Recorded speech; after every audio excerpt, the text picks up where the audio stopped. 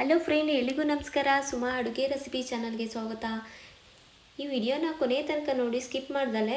ಇವತ್ತು ಮಾಡ್ತಿರೋಂಥ ರೆಸಿಪಿ ಬಂದು ನಾನು ಟೊಮೊಟೊ ಗೊಜ್ಜು ಮಾಡ್ತಾಯಿದ್ದೀನಿ. ತುಂಬ ಈಸಿ ಮೆಥಡಲ್ಲಿ ಅಂತಲೇ ಹೇಳ್ಬೋದು. ಇದು ಚಪಾತಿಗಾಗ್ಬೋದು, ಇಲ್ಲ ಅಂತಂದರೆ ದೋಸೆಗೆ ತುಂಬಾ ಚೆನ್ನಾಗುತ್ತೆ, ಇಲ್ಲ ರೈಸ್ಗಾದ್ರೂ ಇನ್ನೂ ಸೂಪರಾಗೇ ಇರುತ್ತೆ. ಈ ವಿಡಿಯೋನ ಕೊನೆಯ ತನಕ ನೋಡಿ, ಸ್ಕಿಪ್ ಮಾಡ್ದಲೆ. ಬನ್ನಿ ಹೇಗೆ ಮಾಡೋದು ಅಂತ ನೋಡ್ಕೊಂಬರೋಣ.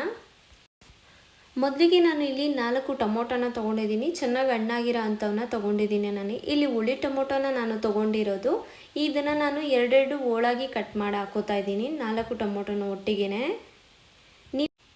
ಇನ್ನೂ ನಿಮಗೆ ಸ್ವಲ್ಪ ಟೈಮ್ ಸೇವ್ ಆಗಬೇಕು ಅಂದರೆ 4 ಹೋಳಾದರೂ ಮಾಡ್ಕೋಬೋದು. ನಾನು ಇಲ್ಲಿ 2 ಹೋಳಾಗಿ ಮಾಡ್ಕೊಂಡಿದ್ದೀನಿ. ನೋಡಿ, ಎಲ್ಲದನ್ನು ನಾನೀಗ ಕಟ್ ಮಾಡಿ ಬಟ್ಲು ಇಟ್ಕೊಂಡಿದ್ದೀನಿ.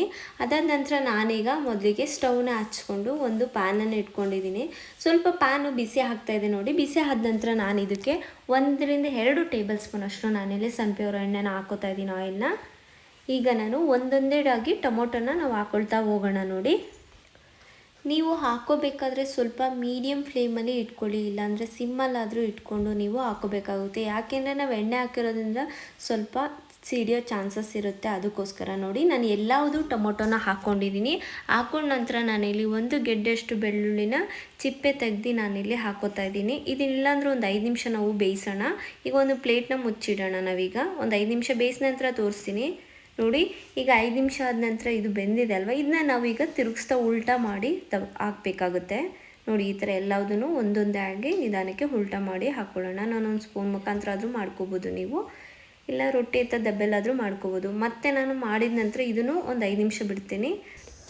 5 ನಿಮಿಷ ಆದಮೇಲೆ ನಾನು ಪ್ಲೇಟ್ ತೆಗೆದು ತೋರಿಸಿದ್ದೀನಿ. ನೋಡಿ, ಚೆನ್ನಾಗಿ ಎಲ್ಲ ರೋಸ್ಟೆಡ್ ಕರೆಕ್ಟಾಗಿ ಬೆಂದಿದೆ ಅಂತ ಅರ್ಥ. ಈಗ ನಾನು ಇದನ್ನು ಸ್ಟವ್ ಆಫ್ ಮಾಡ್ಕೊತೀನಿ. ಸ್ಟವ್ ಆಫ್ ಮಾಡಿಬಿಟ್ಟು ನಾನು ಕೆಳಗೆ ಇಳಿಸ್ಕೋಬೋದು. ಈಗ ಸ್ಟವ್ ಆಫ್ ಮಾಡಿದ್ದೀನಿ ನೋಡಿ. ಕೆಳಗೆ ಇಳಿಸ್ಕೊಂಡಿದ್ದ ನಂತರ ನಾನು ಇದನ್ನು ಚಿಪ್ಪೆನ ನಾನು ತೆಗಿತಾ ಹೋಗ್ತಾಯಿದ್ದೀನಿ. ನೋಡಿ, ಒಂದೊಂದೇ ಆಗಿ ಚಿಪ್ಪೆನ ಬಿಡಿಸ್ತಾ ಹೋಗೋಣ. ನಿಮ್ಗೆ ಟೈಮ್ ಬಿದ್ದರೆ ನಿಧಾನಕ್ಕೆ ಹಾರ್ಕೊಂಡ್ಮೇಲೆ ಚಿಪ್ಪೆನ ನೀವು ಬಿಡಿಸ್ತಾ ಹೋಗ್ಬೋದು.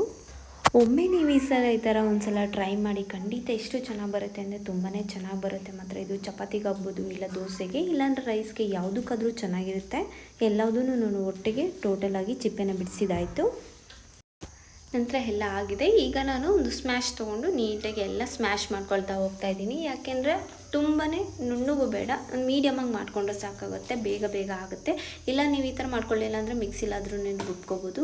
ಫೈನಲ್ ಆಗಿ ನಾನು ಮಾಡ್ಕೊಂಡಿದ್ದಾಯಿತು ನೋಡಿ. ಈಗ ನಾನೊಂದು ಬೇರೆ ಬಟ್ಲಿಗೂ ಸಹ ನಾನು ಹಾಕ್ಕೊಂಡಿದ್ದೀನಿ. ಹಾಗೆ ನಾನು ಒಂದು ಈರುಳ್ಳಿನ ಸಣ್ಣ ಸಣ್ಣದಾಗಿ ಕಟ್ ಮಾಡಿ ಹಾಕೋತಾ ಇದ್ದೀನಿ.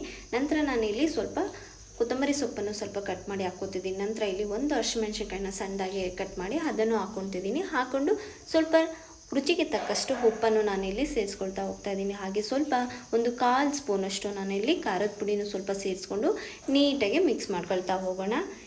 ನೋಡಿ, ನೀವು ಇದನ್ನು ಯಾವುದಕ್ಕಾದರೂ, ಇಲ್ಲ ದೋಸೆ, ಇಲ್ಲ ಅನ್ನೋದ್ರೆ ಚಪಾತಿ, ಇಲ್ಲ ರೈಸ್ಗೆ, ಎಲ್ಲದಕ್ಕೂ ತುಂಬಾ ಚೆನ್ನಾಗಿರುತ್ತೆ ಈ ಗೊಜ್ಜು, ಟೊಮೊಟೊ ಗೊಜ್ಜು. ಒಮ್ಮೆ ನಿಮ್ಮ ಮನೇಲಿ ಖಂಡಿತ ಟ್ರೈ ಮಾಡಿ. ನಾನು ಮಾಡಿದ ಈ ರೆಸಿಪಿ ನಿಮ್ಮೆಲ್ರಿಗೂ ಇಷ್ಟ ಆಯಿತು ಅಂತಂದರೆ ಪ್ಲೀಸ್ ಈ ವಿಡಿಯೋನ ಲೈಕ್ ಮಾಡಿ, ಶೇರ್ ಮಾಡಿ, ಹಾಗೆ ಕಮೆಂಟ್ ಸೆಕ್ಷನಲ್ಲಿ ಕಮೆಂಟ್ಸ್ ಮಾಡಿ. ನೀವು ಒಮ್ಮೆ ಟ್ರೈ ಮಾಡಿ ನಿಮ್ಮ ಮನೆಯಲ್ಲಿ. ಇನ್ನೂ ನನ್ನ ಚಾನಲ್ ಯಾರೆಲ್ಲ ನೋಡಿ ಸಬ್ಸ್ಕ್ರೈಬ್ ಮಾಡಿಲ್ಲ, ಪ್ಲೀಸ್ ಸಬ್ಸ್ಕ್ರೈಬ್ ಮಾಡ್ಕೊಳ್ಳಿ. Thank you for watching.